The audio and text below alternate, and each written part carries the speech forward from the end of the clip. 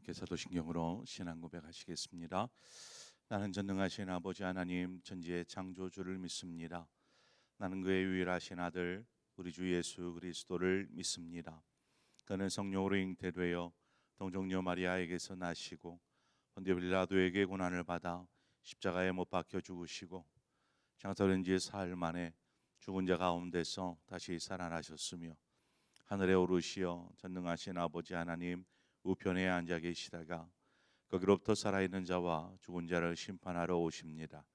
나는 성령을 믿으며 거룩한 공교회와 성도의 교제와 죄를 용서받는 것과 몸의 부활과 영생을 믿습니다. 아멘.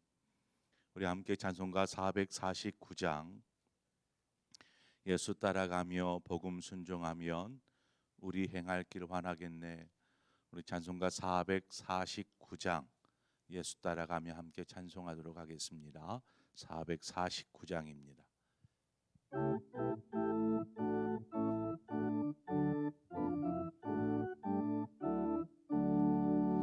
예수 따라가면 복음 순종하면 우리 행할 길 환하겠네. 주를 의지하며 순종하는 자를 주가 늘 함께 하시리라. 의지하고 순종하는 길은 예수 안에 즐겁고 복된 길이로다. 애를 당하거나 우리 고생할 때 주가 위로해 주시겠네. 주를 의지하며 순종하는 자를 주가 위해 주시리라. 의지하고 순종하는 길을 예수 안에 즐겁고 복된 길이로다. 남의 짐을 지고 슬픔 위로하며 주가 상급을 주시겠네. 주를 의지하며 순종하는 자를 항상 복 내려주시리라.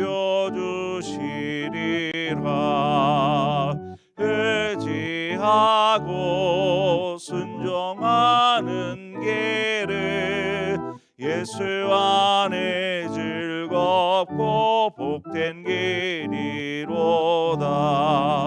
우리 받은 것을 주께 다 드리면 우리 기쁨이 넘치겠네. 주를 의지하며 순종하는 자를 은혜 풍성케 하시리라. 의지하고 순종하는 길을 예수 안에 즐겁고 복된 길이로다.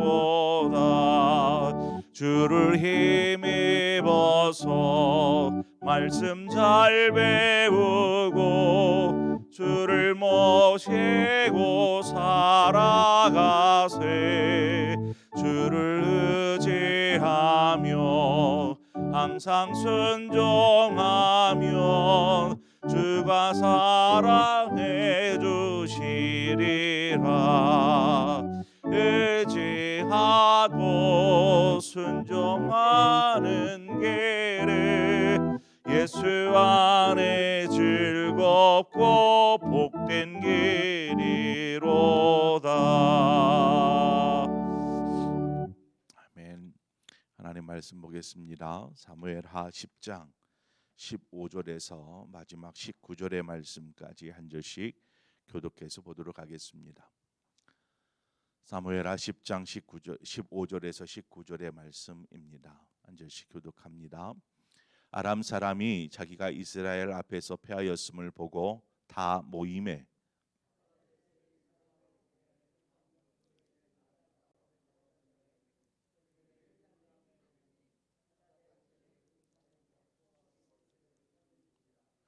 어떤 사람이 다윗에게 알림해 그가 온 이스라엘을 모으고 요단을 건너 헬람에 이름에 아람 사람들이 다윗을 향하여 진을 치고 더불어 싸우더니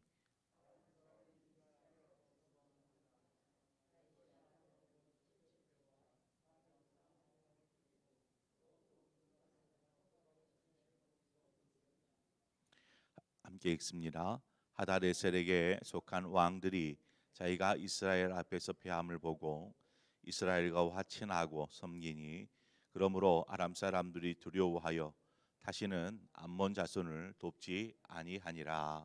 아멘. 암몬과 이스라엘의 전쟁에 있어서 암몬의 용병으로 참가했던 아람 사람들에 대한 이야기입니다. 아람 사람들이 용병으로 참여했지만 이스라엘에게 패배했다라는 그러한 치욕스러움을 회복하고자 오늘 본문에 보니까 다시 군대를 소집합니다. 아람은 가나안을 기준으로 이렇게 보자면 저 북동쪽에 위치한 나라입니다. 저 북쪽에 위치한 나라. 당시에는 어떤 나라의 개념보다는 족속의 개념이어서 지금 이들 족속들로 이루어진 몇몇의 큰 도시들을 하나의 공동체로 묶여서 이들을 나라라고 하는 것입니다. 그러니까 한 사람 한 왕이 전체를 다스리는 그러한 그 나라의 개념보다는 여러 부족들 같은 부족들이 도시를 이루면서 살고 있는 이 큰 도시들을 하나로 묶어서 이것을 이제 나라 아람이라고 이야기하는 거죠. 그 도시들 가운데 분명히 가장 강력하고 큰 도시가 있지 않겠습니까? 그 도시를 다스리는 왕이 이 전체 아람 족속 전체를 다스리는 것입니다. 그래서 그 중에 아람 이 그 도시들 가운데 가장 크고 강성하였던 하닷 에셀이 다스리는 이 곳에서 아람 사람들을 불러 모으기 시작합니다. 그래서 우리가 이스라엘에게 졌는데 이를 가만히 있을 수 없다. 그래서 패배에 대하여서 소력하기 위한 전쟁을 다시 준비하게 됩니다. 한번 졌기 때문에 다음 전쟁에 참여하는 또 전쟁을 준비하는 이들의 마음은 어떨까요? 아마 첫 번째 전쟁과는 비교도 되지 않을 만큼의 준비들을 할 것입니다. 그래서 이들이 준비하는 데 있어서 총력을 다합니다. 이 소식을 다윗이 들었고 다윗 역시 이제 전쟁을 준비하고 출전하게 됩니다. 이전 암몬과의 전쟁에서는 다윗도 직접 출전하지 않고 총사령관인 군사령관인 요압을 보냅니다.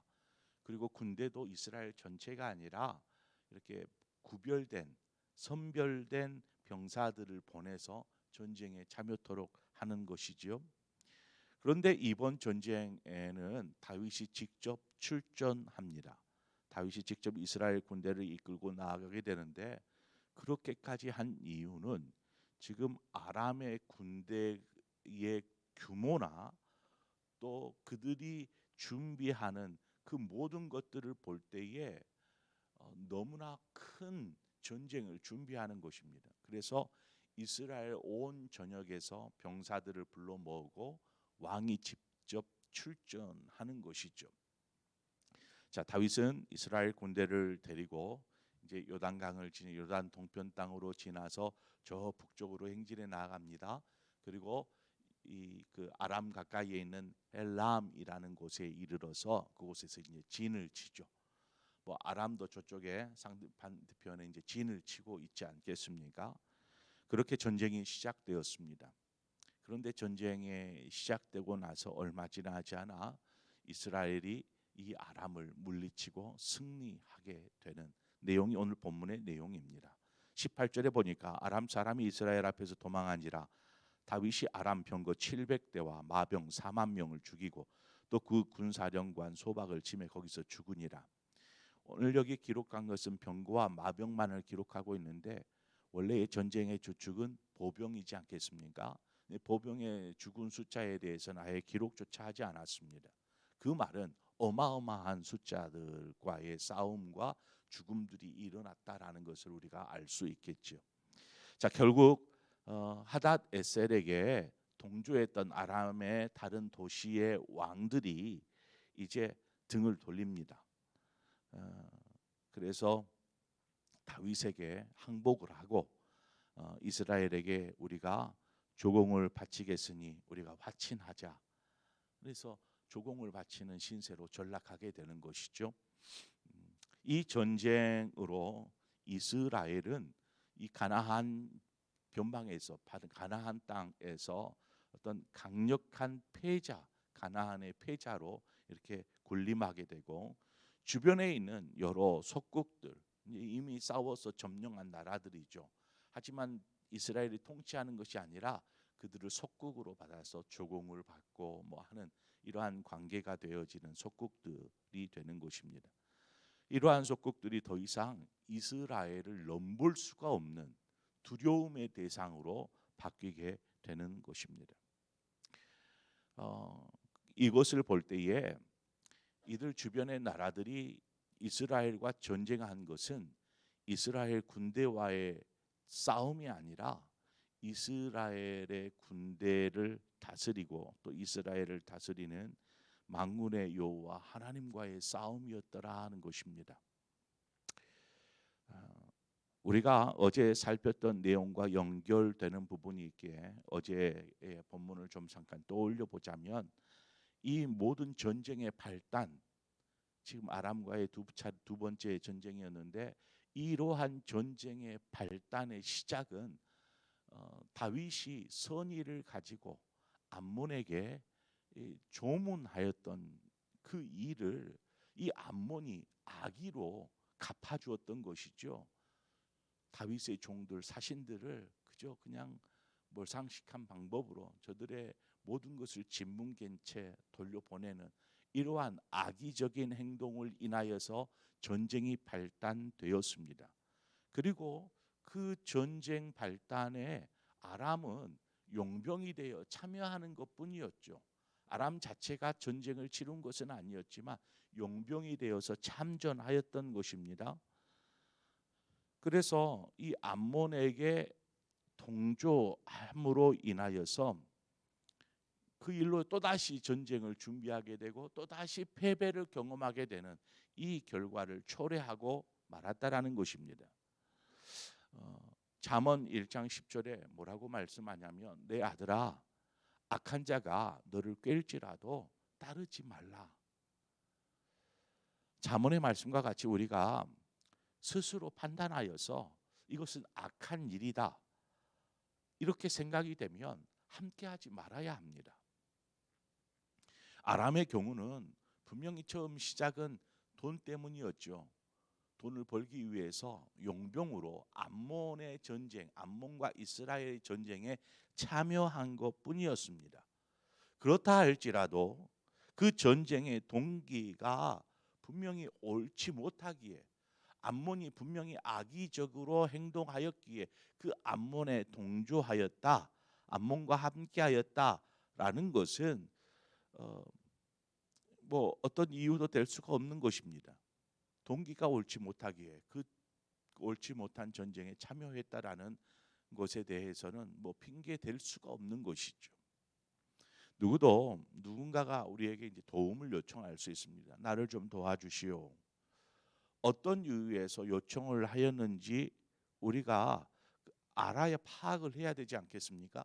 어떤 이유로 저 사람이 나에게 도움을 요청하는가? 그 의도가 선한 것인지 아니면 악의적인 마음을 품고 우리에게 도움을 요청하는 것인지 우리가 이것을 분명히 따져보고 돕든지 그렇지 않든지를 결정해야 되는 것입니다. 스라림 패배를 경험하고서야 아람은 이스라엘과 화친을 청합니다.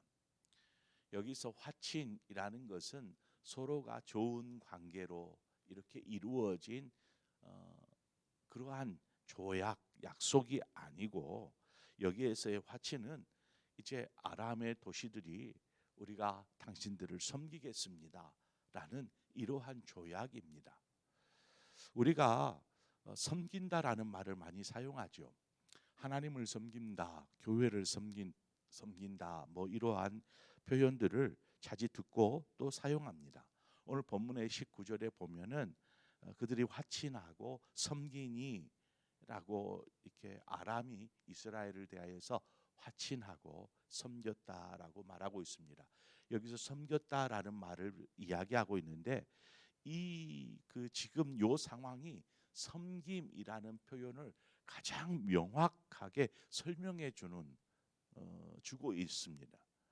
섬김이라는 것은 노예나 종이 주인에게 절대 복종하는 것을 섬김이라고 말합니다. 지금 아람은 이스라엘에게 화친이라는 조약을 맺었지만 이것은 섬김입니다.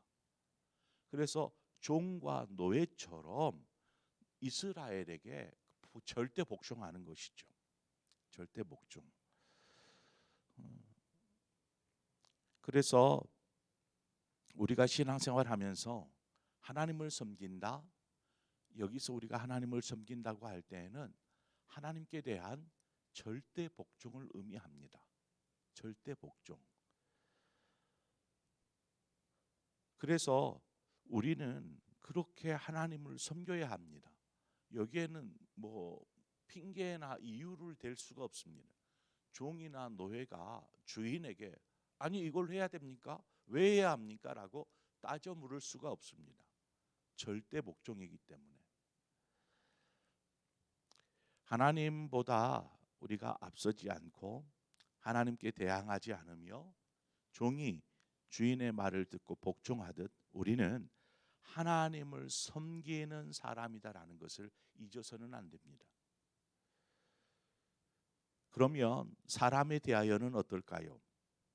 우리는 섬긴다라는 표현을 사람에게도 섬긴다, 뭐 성도들을 섬긴다, 뭐 이러한 표현들을 이렇게 사용하기도 하잖아요. 그런데 그것은 그렇게 썩 바른 표현이다, 옳은 표현이다라고 할 수는 없습니다.